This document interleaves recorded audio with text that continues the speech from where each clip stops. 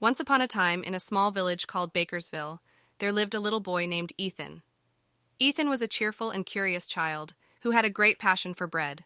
He loved every type of bread you could imagine: sourdough, rye, ciabatta, baguettes, and even whole wheat. In fact, Ethan loved bread so much that he earned the nickname Ethan the Bread Boy.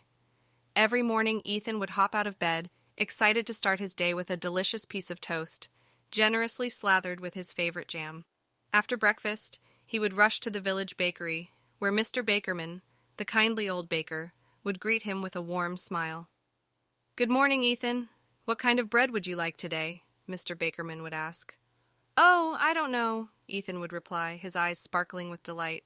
"Maybe a cinnamon raisin swirl, or a crusty French loaf, or a soft pretzel, perhaps?"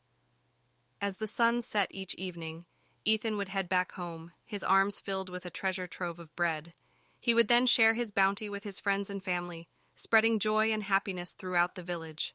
One day, Mr. Bakerman surprised Ethan with a special gift, a cookbook filled with bread recipes from around the world.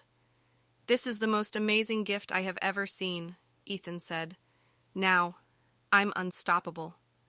Ethan's heart swelled with gratitude, and he eagerly began learning to bake. Soon, his newfound skills brought even more happiness to the village, as he shared his love of bread with everyone. And so, Ethan the Bread Boy became a beloved figure in Bakersville, bringing joy and warm loaves to all who crossed his path. And though the years passed and Ethan grew up, his love for bread never waned, and the village continued to bake its world-famous bread.